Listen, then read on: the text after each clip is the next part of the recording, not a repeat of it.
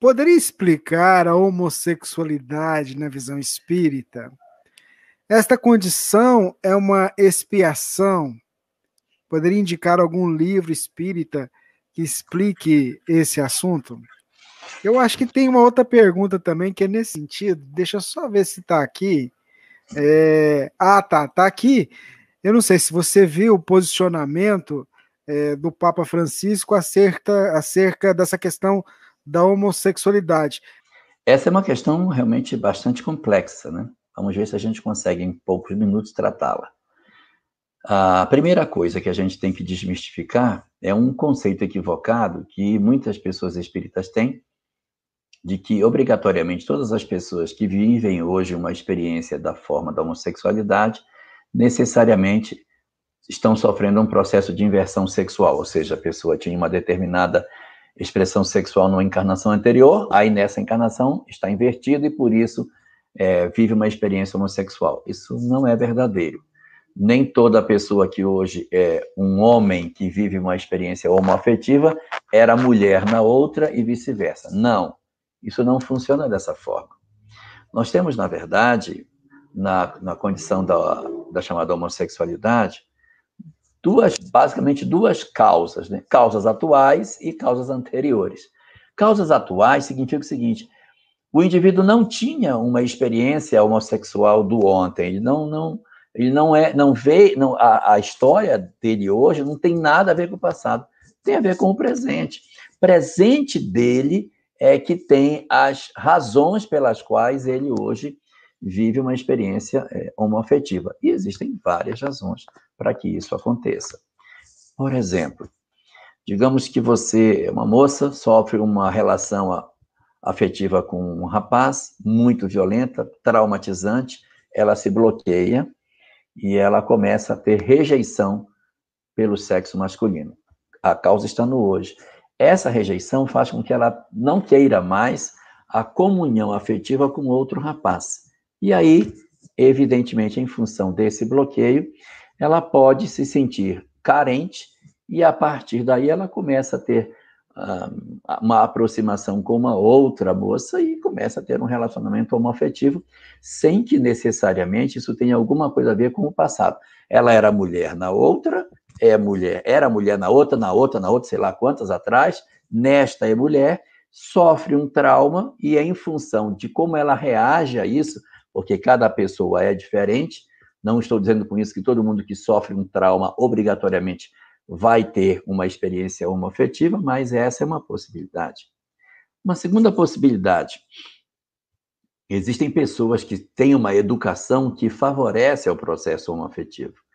Existem alguns pais que dizem assim: meu filho é macho, não tem com ele, não tem esse negócio não, o que vier meu filho, ele vai para cima, seja homem, seja mulher, travesti, o que for, deu mole meu filho. Então estimula a pessoa, pela educação que os pais dão, para ter uma experiência desse tipo. Não tem nada a ver com o passado, mas o estímulo da educação que recebe empurra a pessoa a uma condição de aparente normalidade. E, por conta disso, a pessoa, de repente, se vê envolvida numa relação homoafetiva.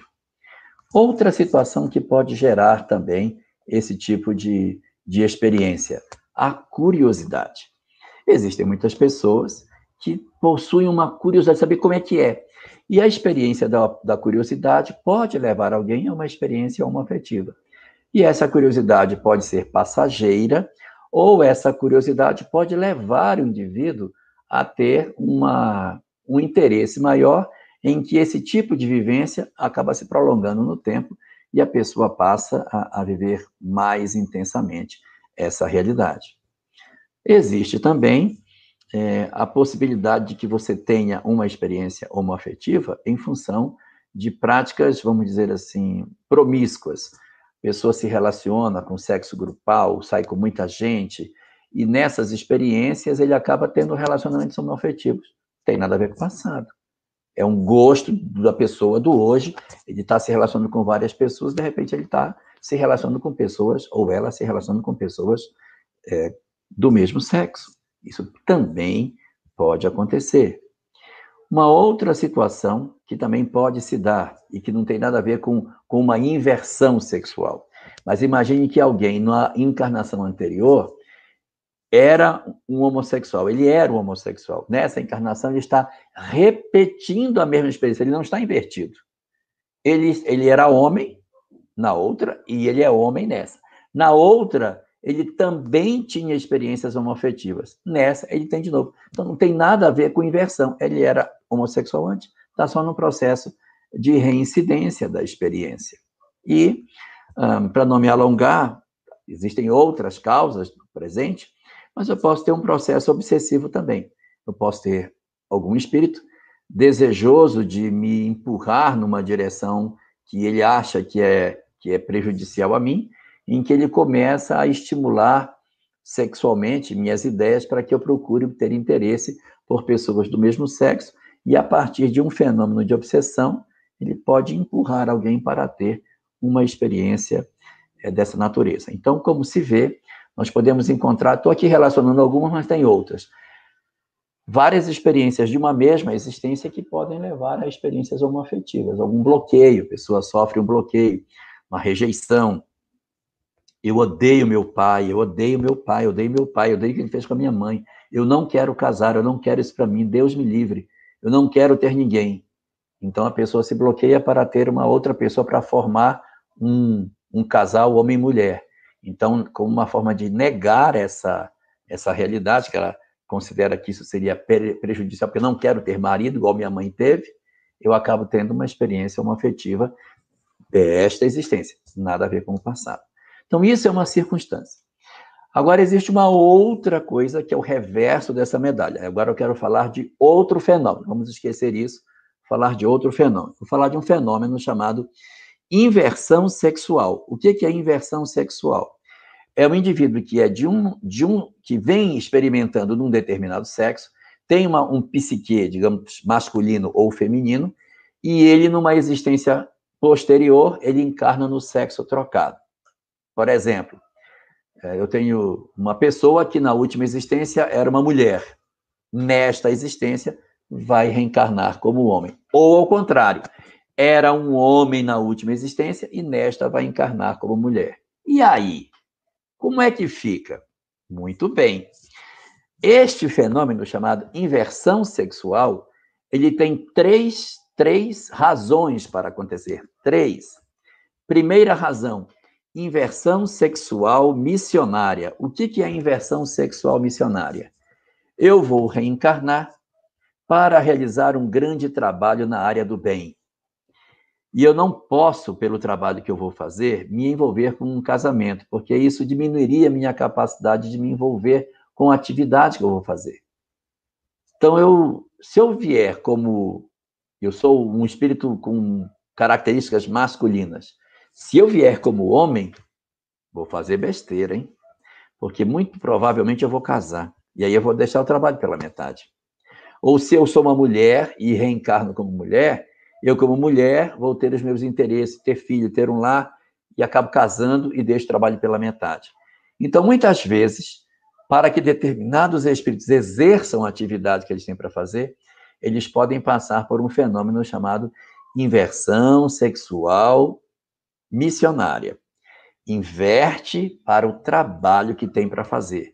Então, você vê, muitas vezes, espíritos extremamente dedicados ao bem, em corpos masculinos, mas com um comportamento doce, um comportamento mais delicado, que é um indicativo de que, muito provavelmente, são almas femininas reencarnadas em corpos masculinos. Quando isso ocorre, o objetivo é refrear a possibilidade de um casamento. O mais esperado nessas circunstâncias é que essa inversão aconteça e a pessoa leva a vida com razoável tranquilidade. Por quê? Porque por ele ser um espírito de uma certa evolução, ele não vai passar por muitos conflitos. Por quê? Porque ele não tem muitas questões em aberto na área da sexualidade também.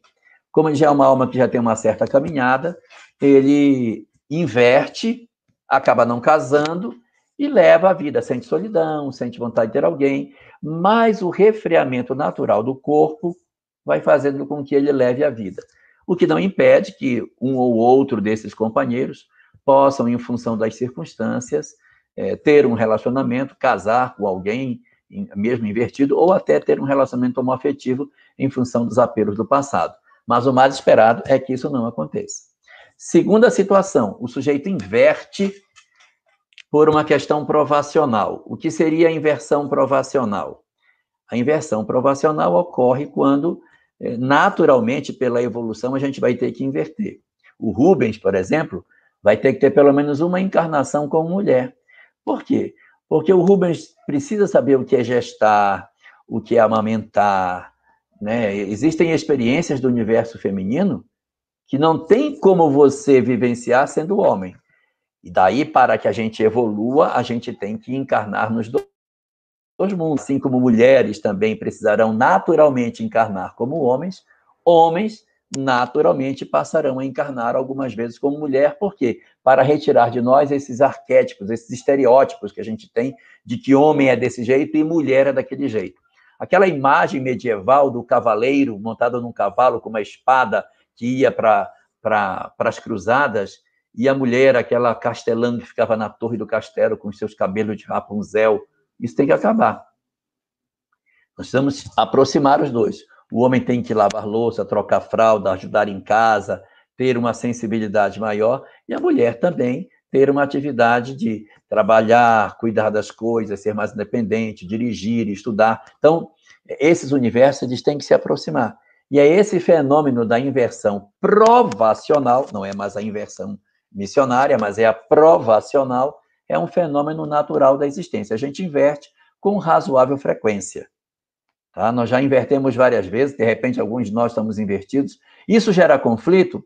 Nem sempre. Se você não tiver grandes dramas do passado, inverte e toca a vida. Era mulher, vem como homem, era homem, vem como mulher, não vai tocar. Porque os hormônios, a educação e uma série de fenômenos da vida corporal ajudam com que você se alinhe com o corpo que você recebe, apesar das experiências passadas que você tem. Terceiro tipo de inversão, inversão sexual expiatória. Essa é a mais complicada, porque é a inversão que ocorre exatamente por um processo expiatório. A pessoa é apaixonada pelo sexo oposto, tem um interesse imenso pelo outro sexo. E aí, em função desse interesse imenso que ele tem, já se tentou várias coisas. Ele nasceu feio, nasceu pobre,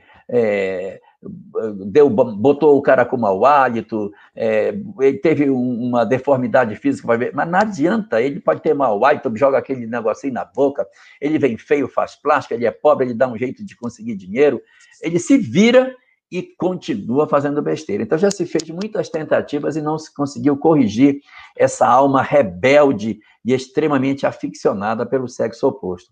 Uma das alternativas, eu disse uma das alternativas que existe, é a inversão sexual expiatória. Qual seria essa? Inverte o cidadão. Para que ele, numa circunstância de inversão, possa refrear os impulsos sexuais que ele possui e dar uma equilibrada na caminhada dele. Isso funciona com muita gente, mas com muita gente não funciona. Por quê? Porque a gente acaba passando por cima do corpo. E aí, vivemos experiências homoafetivas. O que significa tudo isso?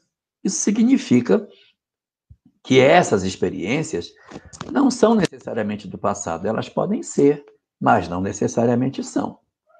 E quando, entrando um pouquinho na segunda pergunta, antes de voltar para a primeira, que pergunta sobre livros, e quando a gente vê essas situações acontecendo, a gente diz, e aí? Como é que fica? Ora, como é que fica?